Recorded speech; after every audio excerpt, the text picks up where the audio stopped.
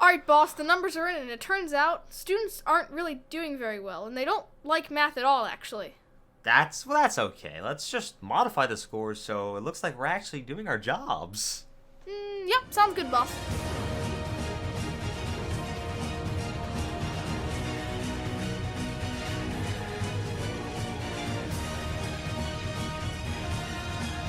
Welcome back to School Sucks. I'm producer Brooke. And I'm your host, JB. That was kind of backwards, so we're going to go with it. So today, we got to talk about a little bit of math class. We do love math class, don't we now? Math, it's kind of important sometimes, and other times it's not super important, but it does need to be talked about. So schools will teach it nonetheless. They will indeed. So first of all, I think we should preface this by saying that, you need to know, multiplication tables and, your basic stuff. We're not really going to be going over that too much here. We're going to be more going over other sorts of stuff. Yeah, math and language arts, you need to know the basics, even if you don't like it. But that doesn't mean you need to carry on with it until the end of high school.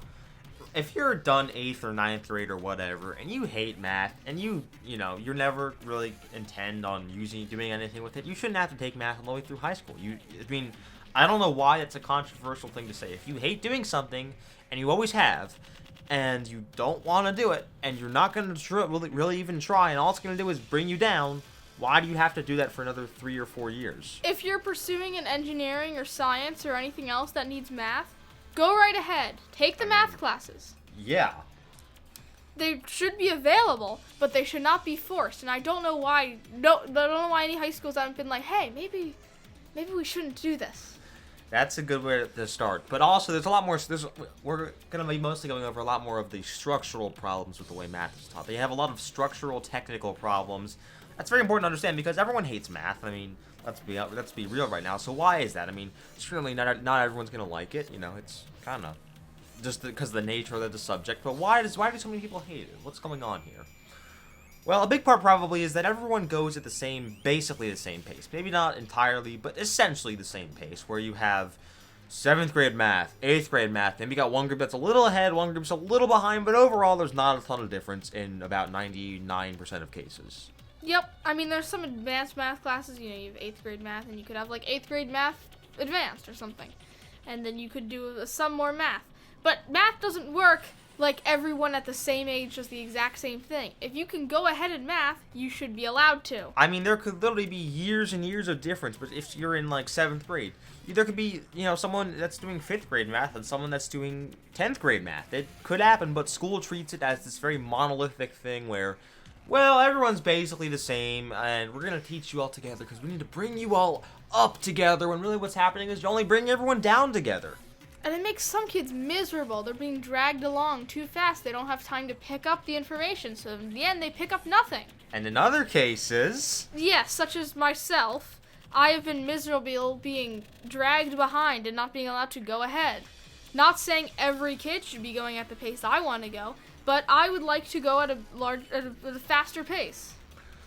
And I'm not going to spend too long on this, but basically what you should know also is that it is, in many cases, taught wrong. It's something called new math that's been around for a very long time, despite the name.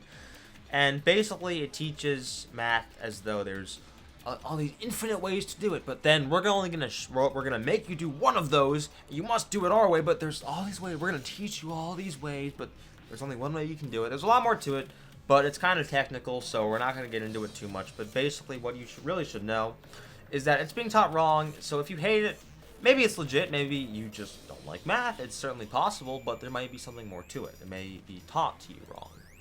I want to say one more thing about learning math throughout high school, is that if you're constantly made to learn new things, like the logarithms or trigonometry and stuff, you're going to forget the old stuff. So if you just need to know math for basic life, or to apply to life, 8th grade math or to the end of middle school is all you're going to need to know, but if you're forced to go on to high school, you're not going to remember it. I'm about 95% sure I could do long division better in 5th grade than I can do now. That's believable. And then you also have just all the waste that goes on with, you get these mammoth math books at the start. I don't know if there's anyone else, but for me, we don't really use those very much. We use maybe like a quarter at most, and none of it at best, and none of it at worst. We don't use the massive math books, and they get tossed in the trash at the end of the year. And then you also have worksheets that are great when you put them in your binder until they rip out, and then you have worksheets everywhere, and you drop them in the halls, and then you have to struggle to pick up your homework so that your math teacher doesn't yell at you. It's a mess. And then I think we don't have too much time left here, but I wanted to talk about the just copious amounts of quizzes that they give you. Usually once a week, every Friday. For me it has been. I think for you too. Friday or Monday. It's been just math quiz over and over again. Are you trying to make kids hate math? It's so stressful when you have to learn a new concept each week. It's all about testing you over and over to see how, I mean, it really is about how much they can break you down into doing, what they want you to in your later years. That's what it is about.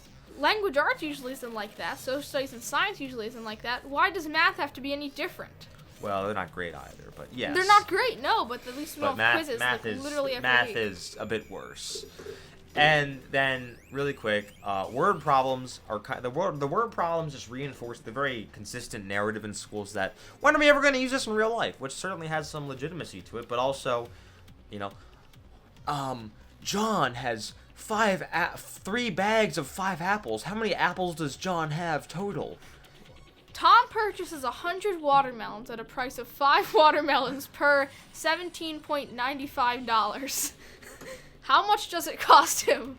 Yeah, it reinforces the view that this is a very inconsistent with life class. It's very inconsistent with life. You're not really going to use it. It just reinforces that view, and it's like they're trying to I mean, I've had like one math problem in however many years I've been doing math where I'm like, okay, that could actually happen. That actually kind of makes sense. I mean, the goal of most people doing math class is to be able to use math in day-to-day lives. Most people aren't going to be using it in their jobs that often. But they're like, nope. Why would anyone need to use math in their day-to-day lives? Indeed. So, I think... Who doesn't buy 100 watermelons? I think that's about it. We're like 7 minutes in or whatever. So, until next time, you can like and subscribe. Do that. We're not ending it yet. You gotta like, subscribe, leave a comment, share it. That's pretty epic. That'd be awesome. And until next time, I've been your host, JB. And I've been producer Brooke. And have a great rest of your day, and goodbye.